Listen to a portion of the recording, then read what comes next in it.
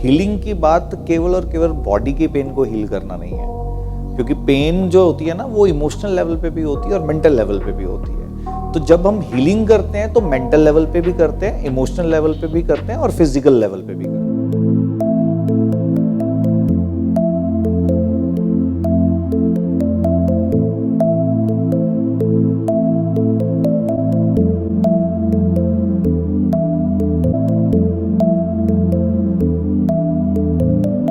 नमस्कार सारथी जी। नमस्कार।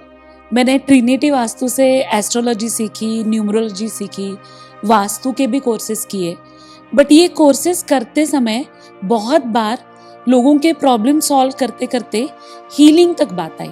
लोग हीलिंग के बारे में पूछते कि क्या आप हीलिंग भी देते हो? तो मेरा तो मानना ऐसे कि हीलिंग बॉडी के प्रॉब्लम्स को सॉल्व करती है, बट प्रॉब्लम्स तो कई तरह की होती है। कोई फाइनेंशियल प्रॉब्लम लेकर आता है, कोई इमोशनल इम्बैलेंस से गुजरता है, तो क्या ये हीलिंग मुझे वो प्रॉब्लम सॉल्व करने में मदद करेगी? जी हाँ, जब आप अलग अलग वर्टिकल्स को कर रहे हो तो हमारा अल्टीमेट एंड गोल क्या है कि किसी भी क्लाइंट को उसका सॉल्यूशंस क्या देंगे। और हीलिंग अलग अलग ऑकल्ट साइंसेस में से एक वर्टिकल है। हर एक का अपना अपना फोर्टे होता है, किसी को एस्ट्रोलॉजी समझ में आती है, किसी को न्यूमरोलॉजी, किसी को हीलिंग, बट हर वर्टिकल से हर सोल्यूशन जो है वो डिजाइन किया जा सकता है, जिसमें से हीलिंग की बात केवल और केवल बॉडी के पेन को हील करना नहीं है, क्योंकि पेन जो होती है ना वो इमोशनल लेवल पे भी होती है और मेंटल लेवल पे भी होती है। तो जब हम हीलिंग करते हैं तो मेंटल लेवल पे भी करते हैं, इमोशनल लेवल पे भी करते हैं और फिजिकल लेवल पे भी करते हैं। तो एक्चुअल में हीलिंग क्या सिर्फ बॉडी के लिए नहीं, ऐसा नहीं है। अलग अलग तरह की पेन्स एक बॉडी के अंदर अलग अलग फॉर्म में रहती हैं। जैसे कि अगर हम पैसे की प्रॉब्लम की बात करें तो पैसे की प्रॉब्लम कहाँ पे एग्जिस्ट कर रही है? आपके दिमाग में कर रही है। क्यों कर रही है? बिकॉज आपके पास पैसा नहीं है, तो दिमाग के अंदर क्या होगा कि मेरे पास पैसा नहीं है, मेरे पास पैसा नहीं है, मेरे पास पैसा नहीं है। देन वही प्रॉब्लम पैसे की इमोशनल लेवल पे क्या होती है, आदमी अपने आप को सोसाइटी से आइसोलेट कर लेता है कि मैं क्योंकि पैसे में, फाइनेंशियल स्टेटस में इनसे बेहतर नहीं हूँ, इसलिए ये मेरे को बुलाना पसंद नहीं करते। तो ये पेन कौन सी होगी? इमोशनल पेन होगी। क्या पैसे की पेन फिजिकल पेन भी होती है? यस, होती है।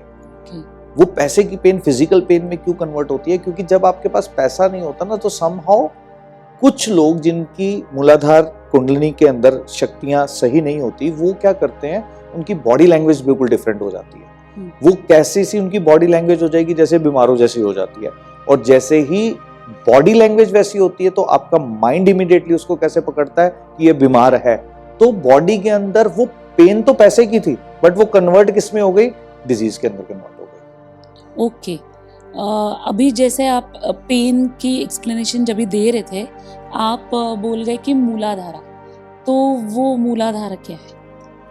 देखो, जब भी हम हीलिंग की बात कर रहे हैं ना, तो हीलिंग शब्द क्यों, पहले तो मैं आपको ये बताता हूँ कि हीलिंग अलग अलग तरीके से हीलिंग देखी जाती है, जिसमें रेकी है, प्राणिक हीलिंग है, ताई ची है, लामा फेरे है।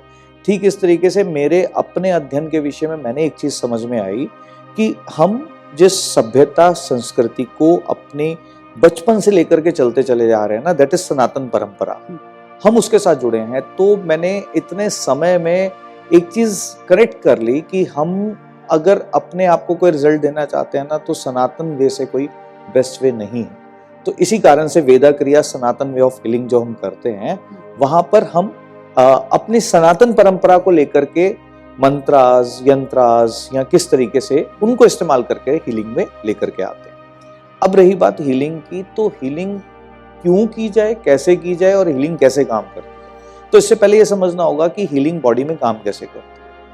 हमारी जो बॉडी है ना, योग ऐसा कहता है कि हमारी बॉडी के अंदर ना अलग अलग एनर्जी पॉइंट्स बनते हैं। और वो एनर्जी पॉइंट्स कैसे बनते हैं? हमारी बॉडी के अंदर मोर देन 72,000 वेन्स। इन वेन्स के जंक्शन पॉइंट, जहां जहां ये वेन इंटरसेक्ट होती हैं आपस में, वहां एनर्जी फ्लो, ब्लड के फ्लो ज्यादा होने के कारण से एनर्जी फ्लो बहुत ज्यादा हो जाता है, और वो हमारी बॉडी में अलग अलग स्पॉट्स पे बनते हैं। ऐसा माना जाता है कि 114 स्पॉट्स हैं। प्रैक्टिकली तो किसी ने नहीं देखे, पर माना जाता है ऐसा 114 स्पॉट्स हैं। जैसे हमारा हाथ है, पाम पे एक स्पॉट बनेगा, फिंगर्स पे स्पॉट बनेंगे, पैरों में बनेगा, अलग अलग जगह पे एनर्जी स्पॉट्स बनते हैं, जिसमें से 114 में से प्राइम जो है वो 7 स्पॉट्स माने जाते हैं, जो हमारी स्पाइन के साथ अलाइंड होते हैं, राइट फ्रॉम जिसको बोला जाता है मूलाधार से सहस्त्रारा तक। ओके, तो ये स्पॉट्स यानी ये चक्रास? हाँ बिल्कुल हाँ। बिल्कुल, ये चक्र हैं। एक्चुअली अगर आप देखेंगे तो आपको कोई चक्र वहां नहीं दिखेगा। ओके, आपके वेन्स के जंक्शन पॉइंट है जहां सर्कुलेशन ऑफ ब्लड या सर्कुलेशन ऑफ एनर्जीज बहुत ज्यादा होने के कारण से इसको नाम दिया गया चक्रास। ओके। तो ये 7 चक्रा विजिबल नहीं है बट अपने बॉडी में तो प्रेजेंट है, उनकी भी कोई फंक्शनिंग है, अलग अलग फंक्शनिंग है? जी हाँ, राइट फ्रॉम ये 7 चक्र जो है ना, हमारे लाइफ के अलग अलग वर्टिकल्स को गवर्न करते हैं, जिसमें कोई पैसे को गवर्न करता है, कोई रिलेशनशिप को गवर्न करता है, कोई फेयर एंड फोबियास को गवर्न करता है, कोई आपके विजन को गवर्न करता है। तो ऐसे 7 चक्रास अलग अलग बॉडी के अलग अलग लाइफ के अलग अलग कॉन्टेक्स्ट को गवर्न करते हैं। ओके, तो अगर मुझे फियर या फोबिया का प्रॉब्लम है तो क्या मैं उससे रिलेटेड चक्रा को कैसे कहे कि हीलिंग दूं या उसको ठीक करने के लिए क्या करूं लाइफस्टाइल में, ऐसा कुछ है? सबसे पहले तो समझना होगा कि जो 7 एनर्जी पॉइंट्स है ना, ये 7 अलग अलग तरह की एनर्जीज को गवर्न करते हैं। जैसे मैंने बताया कि जो सबसे पहला चक्र बनता है हमारी बॉडी के अंदर, दैट इज मूलाधारा। मूलाधारा चक्र ऐसा माना जाता है कि जब एक बच्चा जन्म लेता है तो जन्म के समय की ऊर्जा कहाँ होती है? मूलाधार चक्र के अंदर रिजाइड करती है। यानी कि आप अपनी पास्ट लाइफ से जब सोल ट्रेवल करके आती है तो सारा एनर्जीज का जो मेन स्पॉट रहता है दैट इज ऑन मूलाधारा चक्र। और आपने ऐसा देखा होगा या सुना होगा कि जब एक बच्चा जन्म लेता है और बाई चांस जन्म लेने के बाद बच्चा रिस्पॉन्ड नहीं करता तो डॉक्टर उल्टा लटका करके टैप करते हैं। तो वो एक्चुअली में साइंटिफिकली अगर पूछो तो उनके पास कोई उसका आंसर ये है कि फ्लो ऑफ एनर्जीज को हम कर रहे हैं ताकि बच्चा रिस्पॉन्ड करे। बट योग के माध्यम से समझो तो वो कुंडलिनी की ऊर्जा है जहां मूलाधार से शक्ति उठ करके ऊपर की ओर जा रही है। तो मूलाधारा चक्र पहला स्पॉट है। ये जो स्पॉट है जो जन्म के साथ ही सक्रिय होता है या जन्म के साथ ही इसकी एनर्जीज जो है देखने को मिलती हैं, ये स्पॉट गवर्न करता है आपके पास्ट लाइफ के फियर एंड फोबियाज को, जो आप पास्ट लाइफ से लेकर के आ रहे हैं। जो करंट लाइफ के फियर एंड फोबियाज हैं, it can be any, it can be आपको कहीं कोई घर पे लेट आ रहा है तो उससे डर लग रहा है, इनसिक्योरिटीज ऑफ लाइफ हैं कि भाई कोई अभी तक पता नहीं आया।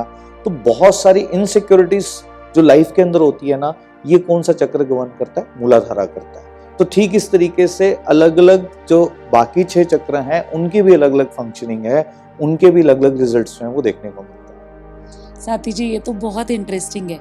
मुझे ऐसे लग रहा है कि मुझे सारे चक्रास की इंफॉर्मेशन चाहिए।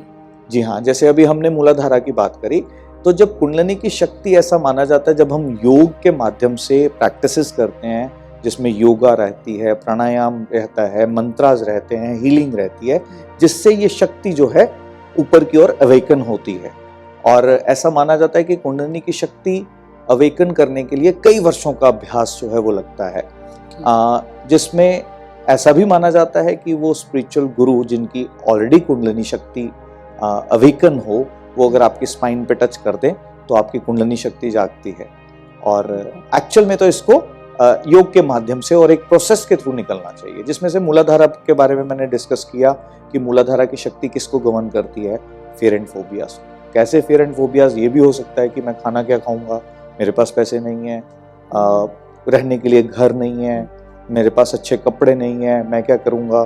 तो इस तरीके के फियर एंड फोबियाज को गवर्न करती है। अगली जो शक्ति है वो स्वादिष्ठाना की शक्ति है, जिसको हम सैक्रल चक्र भी कहते हैं। सैक्रल चक्र की शक्ति या स्वादिष्ठाना की शक्ति सेल्फ बिलीफ के ऊपर डाउट दे देती है। जहां कहीं आप अपनी जिंदगी में कुछ भी करना चाहते हैं ना, अपने ऊपर एक क्वेश्चन मार्क खड़ा कर देते हैं जब कभी हमें ये लगता है कि हम लाइफ के अंदर कुछ कर भी पाएंगे क्या। अब एक्चुअली तो ये शक्ति पेरेंटिंग के टाइम खराब हो जाती है, जब माँ बाप बच्चे को कहते हैं नहीं नहीं ये तेरे से नहीं होगा। टीचर कभी कभी कह देते हैं कि नहीं तेरे बस का नहीं है। तो उस कंडीशन में क्या होता है, ये स्वादिष्ठाना की जो शक्ति है ना, जो स्वयं के स्थान को बताती है कि I am capable of doing anything, तो वो शक्ति कभी ना कभी डिस्टर्ब हो जाती है। तो स्वादिष्ठाना की शक्ति क्या करती है, अगर ये सही हो, एक आदमी लाइफ के अंदर हमेशा कॉन्फिडेंट रहेगा। उसको जिंदगी के अंदर कुछ भी करना हो ना, वो सोचेगा नहीं, उसको अपनी शक्तियों पर पूरा विश्वास होगा। तो ये स्वादिष्ठाना की शक्ति है। फिर जब शक्ति ऊपर की ओर उठती है तो शक्ति आती है मणिपुरा, यानी कि नाभि के आसपास बनता हुआ जो एक बिंदु है, जो एनर्जी पॉइंट है, उसको मणिपुरा बोलते हैं। मणिपुरा की शक्ति कैसे है? मणिपुरा की शक्ति हमारे पास लाइफ के अंदर ना कुछ अधिकार होते हैं, जैसे कि आज मैं अगर एक टीम को चला रहा हूँ तो मैं उसको लीड कर रहा हूँ, तो आई हैव राइट्स कि मैं अपनी टीम को कुछ गाइडेंस दे पाऊँ, उनको एक गाइडलाइन दे पाऊँ कि आपको ये काम करना है। पर कभी कभी इन्हीं अधिकारों का दुरुपयोग आदमी कर लेता है कि अपनी टीम से अननेसेसरली काम करवा रहा है, अननेसेसरली बर्डन। सो मणिपुरा की शक्ति एक तो आपके अपनी लाइफ के अंदर आप कितना ज्यादा डोमिनेट कर सकते हैं उसको बताती है, साथ ही साथ में मणिपुरा की शक्ति ये भी बताती है कि आपको कोई डोमिनेट ना कर ले, आपको अपने आप को कैसे प्रोटेक्ट करना है ये भी बताती है। सो बहुत सारे लोग होते हैं ना जो अपनी लाइफ के अंदर डर कर ही रह जाते हैं और अपनी पोटेंशियल्स को एक्सप्लोर नहीं कर पाते, that is because of Manipura शक्ति। तो फिर थोड़ा सा इसके ऊपर की ओर जाते हैं, देन कम्स द शक्ति ऑफ अनाहता, जिसको हार्ट चक्रा भी बोला जाता है। हार्ट चक्रा की शक्ति कैसे होती है, उसकी एनर्जीज की शक्ति होती है जो कि ना आपको लोगों के साथ जोड़ती हैं। किस फीलिंग के साथ? एक प्यार वाली फीलिंग के साथ। तो प्यार वाली फीलिंग कब खत्म हो जाती है? जब आप किसी को लेकर के जेलसी के भाव में आते हो, जब आपको किसी को लेकर के कोई अचीवमेंट है तो आपको अच्छा नहीं लग रहा, आप क्या करोगे? जेलसी के भाव में कई बार आ जाते हो, तो आपकी हार्ट चक्रा की शक्ति खराब होगी। इसीलिए इसके जो डाइटीज हैं वो राधा कृष्ण भी कहे गए। तो एक साइलेंट मैसेज क्या है कि आप जितने लोगों से प्रेम करोगे, जितने लोगों से प्यार करोगे, जितने लोगों को आप अपना जैसा मानोगे, तो आपका हार्ट चक्रा भी ठीक होता है। तो ऐसे ही इससे ऊपर जो शक्ति उठती है वो आ जाती है थ्रोट चक्रा, जिसको हम क्या कहते हैं? वाणी की शक्ति। ये कब खराब हो जाती है? जब हम जनरली अपनी लाइफ में कुछ ऐसे शब्दों का इस्तेमाल करते हैं जो हमें नहीं करना चाहिए। किसी के बारे में कुछ निंदा कर देना या अपशब्द बोल देना, तो आपका थ्रोट चक्रा जो है उसकी शक्ति खराब होती है। जब ये शक्ति खराब होती है, आप देखेंगे आप पैसा नहीं कमा पाएंगे, आपके साथ लोग नहीं जुड़ेंगे, लोग आपके साथ कटना शुरू हो जाएंगे। क्यों? क्योंकि आपकी बोली गई हर बात जो है ना किसी को चुभनी शुरू होगी।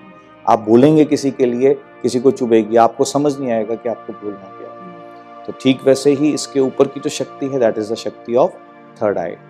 थर्ड आई की शक्ति क्या करती है कि लाइफ के अंदर ना आगे क्या करना है, क्या चाहिए क्या लाइफ के अंदर। बिकॉज लाइफ कंफ्यूजन के अंदर कभी कभी इसलिए रह जाती है कि आपको क्लैरिटी नहीं होती कि क्या आपको लाइफ के अंदर करना क्या है, चाहिए क्या। तो थर्ड आई की शक्ति आपकी कंसंट्रेशन पावर, आपके फोकस और लाइफ के अंदर करना क्या है उसको बताती है कि आपका एम क्या होना चाहिए, what is the sole purpose, कि आपका जन्म इस पृथ्वी पे क्यों हुआ है, उसको बताने के लिए हेल्पफुल हो जाती है। And the last one is, जब शक्ति और ऊपर की ओर उठती है तो उसको हम कहते हैं सहस्त्रारा।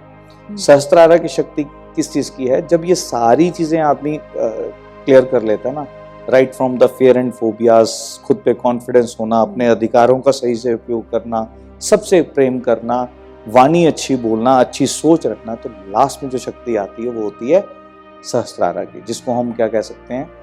स्पिरिचुअलिटी की शक्ति, उस परमात्मा से मिलने की शक्ति, जो कि ऑफ कोर्स एक अचीवमेंट जैसे गौतम बुद्ध रहे, भगवान महावीर रहे, इनकी शक्तियां यहाँ तक पहुंची।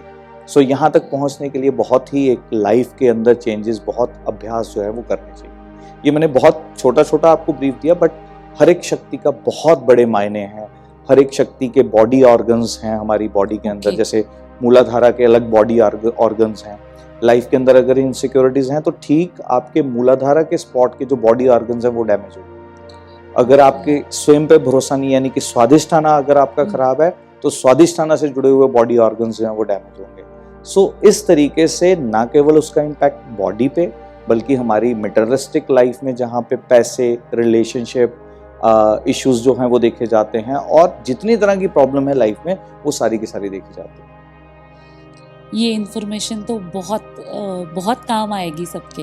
मुझे इसके बारे में और जानना है। हम और एक ऐसा ही सेम एपिसोड करेंगे। मुझे और डिटेल में बताइए, क्योंकि ना अब मुझे लग रहा है कि ये सॉल्यूशंस देने में बहुत इजी हो जाएगा हम ऑकल्ट प्रैक्टिशनर्स के लिए। तो हम इसके बारे में कभी और बात करेंगे जरूर। जी हाँ, क्योंकि इस पे तो पूरा अगर एक एपिसोड भी अगर एक ही शक्ति पर बोला जाए तो कम है। तो इसको विस्तार में जब भी कभी मौका रहेगा तो डेफिनेटली उसको करें। श्योर। धन्यवाद। धन्यवाद।